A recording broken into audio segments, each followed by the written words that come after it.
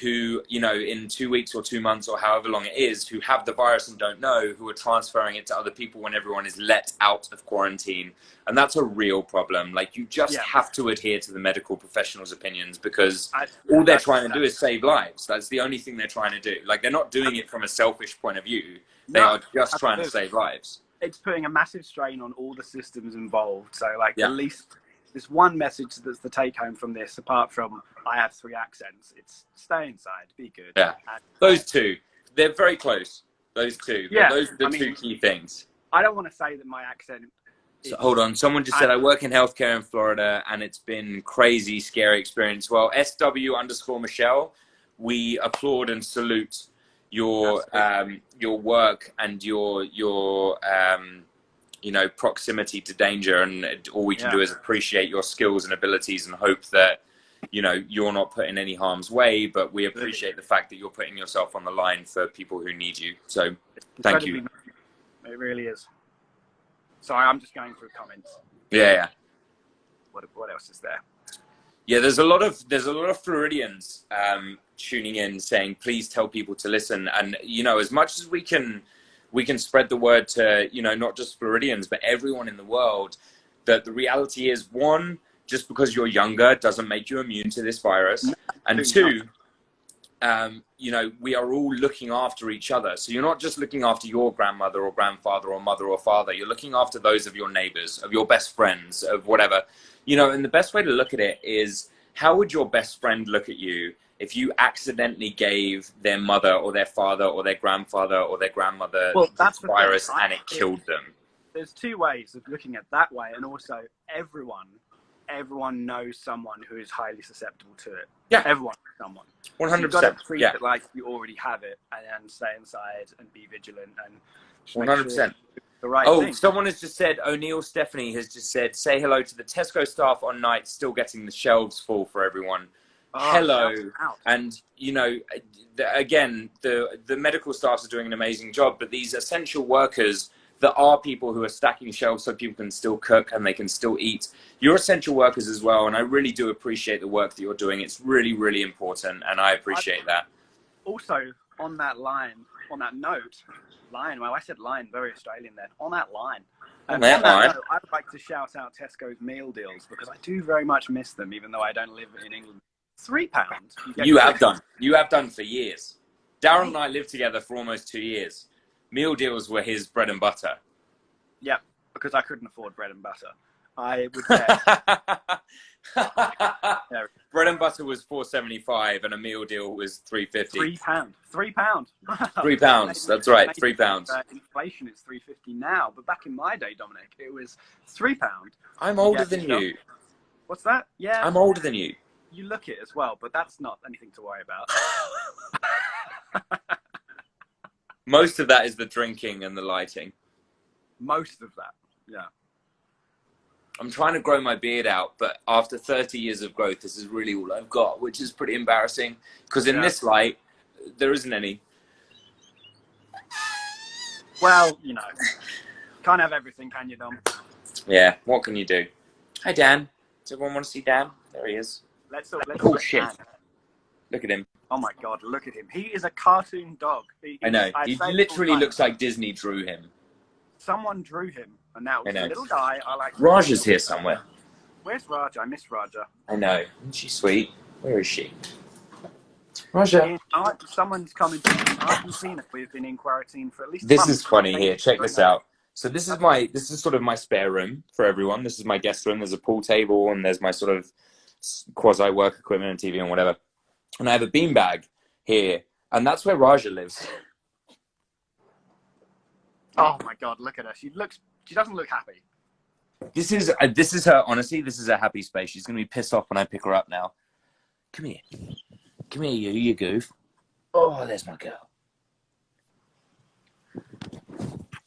I'd get my cats, but they've pissed off somewhere. They literally have just run off. Oh, look at I've put barriers up in my house to separate the pets from each other, and it's like doing hurdles. Raja, say hello to the folks. She doesn't care. She's incredibly indifferent, isn't she? Yeah, entirely indifferent. She doesn't give a shit. Dom, what Yes. Sophie X05 wants to know, what do you miss from Shadowhunters? Apart from the money. No, I'm kidding. You know, yeah, apart from the money. The money was great. Honestly, genuinely, I talked to Matt and I was just we're just talking to Alberto today. I talked to Matt and I talked to Alberto a lot. And I really do miss the camaraderie of, you know, Matt and Alberto especially, I got very, very close to. A nice gang, wasn't it? Yeah, and I got to see, you know, some of my best friends every day, which was really cool. It was kind of a bit like when you and I lived together. Like, you know, we'd go off and do our things, and at some point, I knew I'd be back at home with my best buddy, and that was really cool. And for that to be sort of encapsulated with the ability to be doing what I love for a living, which so many actors aren't doing, you know, because it's such a competitive field. It was really special, and I really enjoyed that. So I think probably the camaraderie was really important. Well, they all say it, don't they? You see it on sort of award shows. They go, oh, you know, we were like a family. But as someone from an outside perspective that got to see you guys, it was like a little family. It was. I mean, look, you know, I think saying we were like a family, and I hear it quite a bit, is doing a bit of a disservice to my family. You know, I've known my family for 30 years. Like, they're the most important people in my life. So to say that people were like a family is, I think, personally doing a bit of disservice. But they did become my best friends, like my absolute best friends. And my best friends like you, Daryl, and like Cy and Greg and, you know, a handful of others have become an extended part of my family. But that's because I've known you for 15 years. You know what I mean? So these people, these people that I worked with, it was very special because they have become a huge part of my life. But I don't know if I would call anyone family, because I don't think that's a fair way of putting it. Take it back then. Yeah, but you know, no, but you know, it's a valid opinion. But you know what I mean? Like, I feel like if I called, you know, Kat, my sister, my actual sister would be a bit like, well, I've known, you know, my sister's 18. And my actual sister would be a bit like, well, you've known me for 18 years. Like, how did this person all of a sudden become your sister? And I'm like, you know, that's a totally fair opinion. So Kat is, you know, I adore her, and she's one of my very dear friends. But I wouldn't call anyone necessarily family, because my family is my family. I was like, they were. Like, no. But the key point is there that I do adore these people, and I'm actually in the middle here. I don't know if I can show you this, because a bunch of the screens have gone. But I'm in the middle of a Mafia game with... Is Kat still in there? No, Kat's been voted off. Mafia is sort of a werewolfy type game. And Kat was playing, and she's just been voted off. And I was voted off first, fuckers. And that's why now I'm on live, because I have some time to kill.